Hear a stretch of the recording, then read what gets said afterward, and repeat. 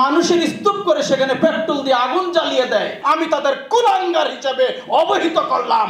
এই জাতিকে ঘুম পাড়িয়ে রাখার জাতি এটা। আমরা মদ খেয়ে ঘুমাবো? 21 বছর হলে মদের লাইসেন্স করতে পারবে আপনার সন্তান। জন্য একটা বাসযোগ্য বাংলাদেশ আমরা করতে পারবো। এমন একটা ফ্যাসিস্ট সরকার ছিল, যেই সরকার আপনি পৃথিবীর বুকে, আমি স্টাডি করেছি, এত জঘন্য, এত অত্যাচারী সরকার পৃথিবীর বুকে আর আসেনি। যেখানে প্রত্যেকটা ঘরে সার্চ দিলে আওয়ামী লীগের হাজার কোটি টাকার, শত কোটি টাকার মালিক, টাকার জাজিম বানিয়ে ঘুমায়। একটা দেশে 360টা বাড়ি, মানুষের স্তূপ করে সেখানে পেট্রোল দিয়ে আগুন জ্বালিয়ে দেয়। কি বিভৎস এক চিত্র গত 16 বছরে কায়েম করেছিল অত্যাচারী সরকার।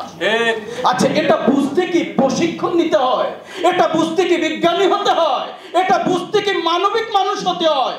আর কিছু কুলাঙ্গাররা এখন পর্যন্ত আওয়ামী লীগের সভানেত্রীর শুভেচ্ছা জানায়, আমি তাদের কুলাঙ্গার হিসেবে অবহিত করলাম। এই বাংলাদেশে যারা এই কুলাঙ্গাররা এখনো আছে, তার শুভেচ্ছা জানায় ফেসবুকে।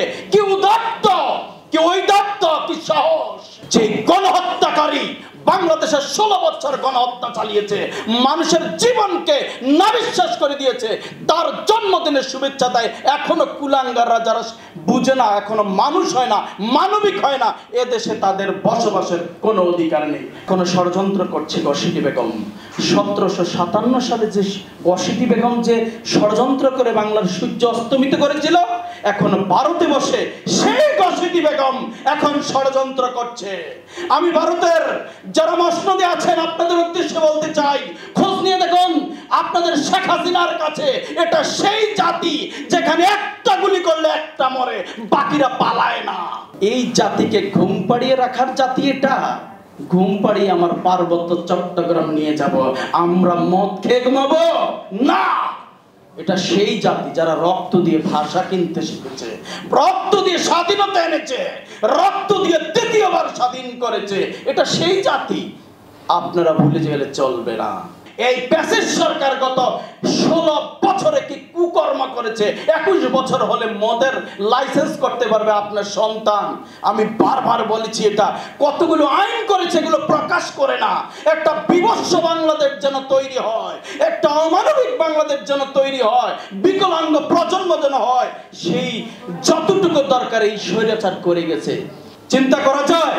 আমি শতবার বক্তব্য দিয়েছি, এমন হবে 21 বছর অর্থাৎ একটা এলাকায় যদি 100 জন আবেদন পড়ে, সেখানে মদের লাইসেন্স দিবে। অর্থাৎ এখন থেকে গ্রামগঞ্জে ফাস্টফুডের দোকানে মদ পাওয়া যাবে, সেই ব্যবস্থা পাকাপোক্ত করেছিল স্বৈরাচার।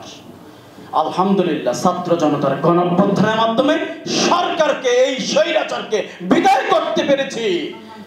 এই তরুণ প্রজন্মকে সতর্ক থাকতে হবে। আপনাদের কাছে আমার সামনে বসে আছেন আগামীর বাংলাদেশের প্রতিচ্ছবি।